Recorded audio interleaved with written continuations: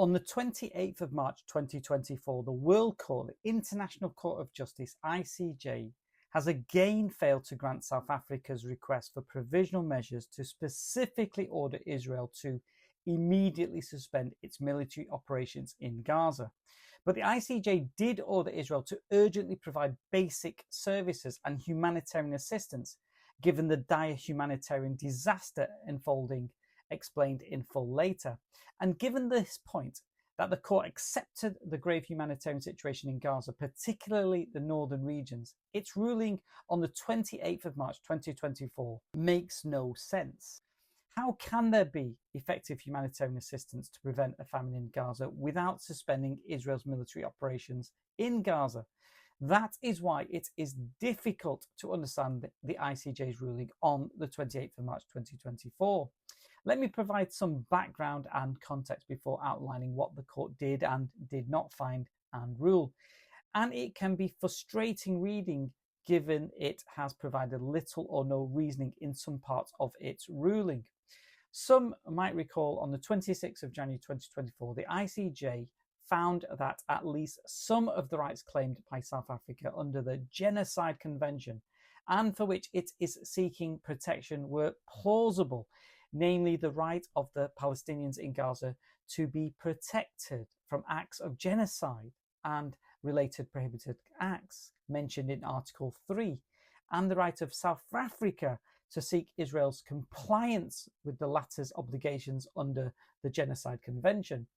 In other words, the ICJ, the World Court, accepted South Africa's case that there was a plausible case against Israel, that it was committing genocide against the Palestinian people in Gaza. And to make it very clear, saying that there is a plausible case against Israel, that it is committing genocide against the Palestinian people in Gaza, is not the same as saying that Israel has committed genocide against the Palestinian people in Gaza. This will be decided by the ICJ in years to come. Now, on the 26th of January 2024, the ICJ made a number of provisional orders, but fell short of granting South Africa's request to suspend Israel's military operations in Gaza. And I have made a number of posts on this previously. What is interesting is South Africa's third attempt was how detailed their specific requests were to the World Court, and again how the ICJ again did not grant the specific request to suspend Israel's military operations in Gaza. So here's what South Africa did. In a letter sent to the ICJ on the 6th of March 2024, South Africa accused Israel of doubling down on genocidal acts against Palestinians in Gaza, based on the humanitarian situation, specifically by Israel's military actions that has led to famine and starvation in Gaza.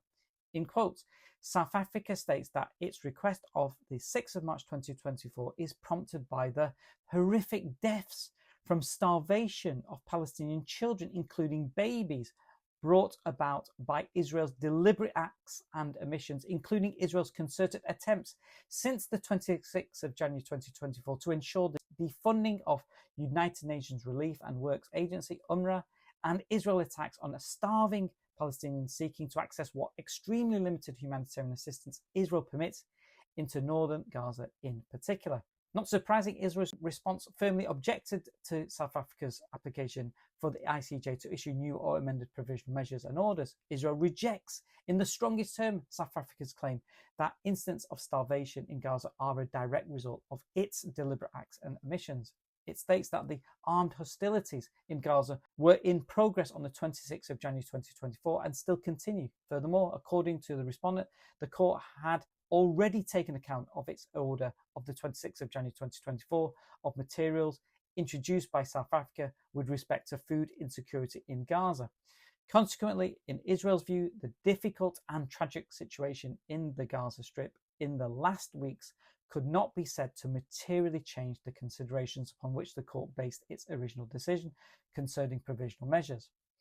However, the ICJ ruling on the 28th of March did not accept Israel's basic premises. The court made two significant additional findings in addition to those made on the 26th of January. To summarize, one, Given the imminence of famine in northern Gaza, there has been a change in the situation. And 2, the court finds that the current situation before it entails a further risk of irreparable prejudice to the plausible rights claimed by South Africa, and that there is urgency in the sense that there exists a real and imminent risk that such prejudice will be caused before the court gives its final decision in the case.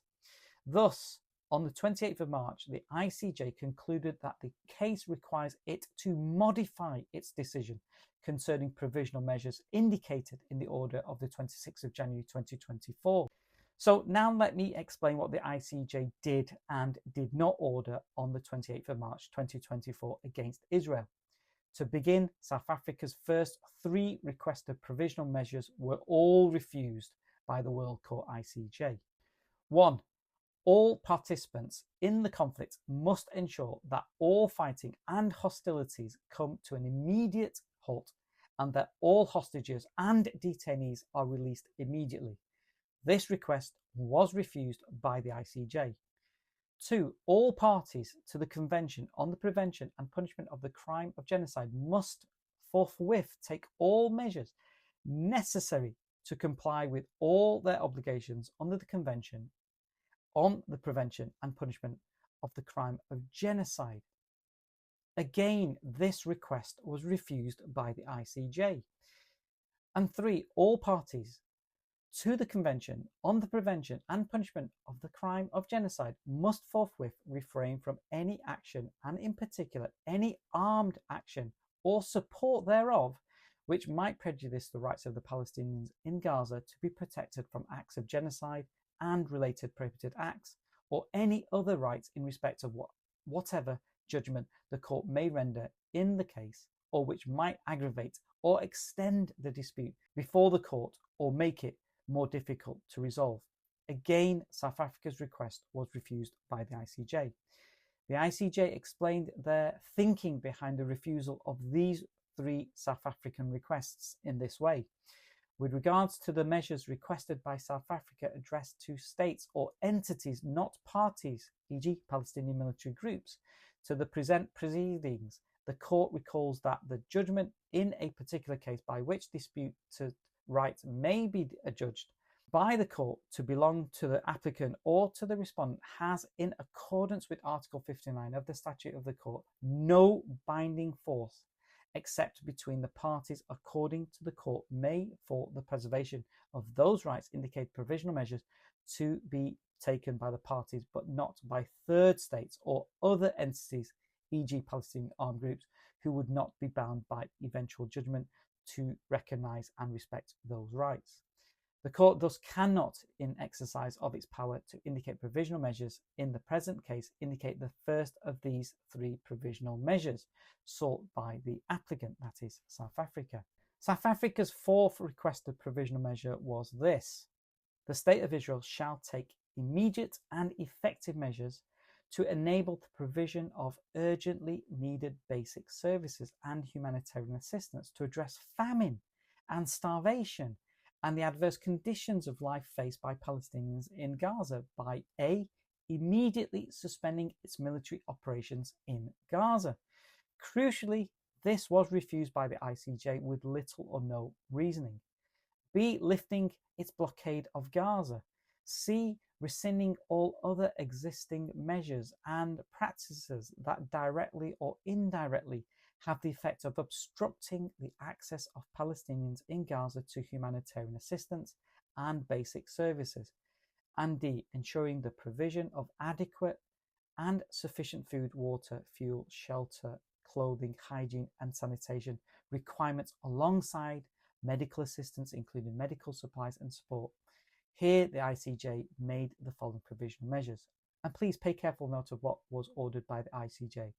The State of Israel shall, in conformity with the obligations under the Convention on the Prevention and Punishment of the Crime of Genocide, and in view of the worsening condition of life faced by Palestinians in Gaza, in particular the spread of famine and starvation, A. unanimously take all necessary and effective measures to ensure without delay, in full cooperation with the United Nations, the unhindered provision at scale by all concerned of urgently needed basic services and humanitarian assistance, including food, water, electricity, fuel, shelter, clothing, hygiene, and sanitation requirements, as well as medical supplies and medical care to Palestinians throughout Gaza, including by increasing the capacity and number of land crossing points and maintaining them open for as long as necessary. And by 15 votes to 1, ensure with immediate effect that its military does not commit acts which constitute a violation of any of the rights of the Palestinians in Gaza as a protected group under the Convention on the Prevention and Punishment of the Crime of Genocide, including by preventing through any action the delivery of urgently needed humanitarian assistance. And the fifth provisional order South Africa made was the State of Israel shall submit an open report to the court on all measures taken to give effect to all provisional measures ordered by the court to date within 1 month as from the date of this order. This was granted in effect by the ICJ. And to complete the picture, the court, by 14 votes to 2, reaffirms the provisional measures indicated in its order of the 26th of January 2024. So here's the question and issue. If the ICJ accepts there is a plausible case for genocide against Israel and now accepts there is an imminence of famine in northern Gaza, why did it not order Israel to immediately suspend its military operations in Gaza? Does the ICJ still have faith in Israel that it will increase the flow of humanitarian assistance to prevent famine and starvation of the Palestinian people in Gaza? Does the ICJ ruling on the 28th of March 2024 make sense to you? Feel free to comment, follow, like, and share.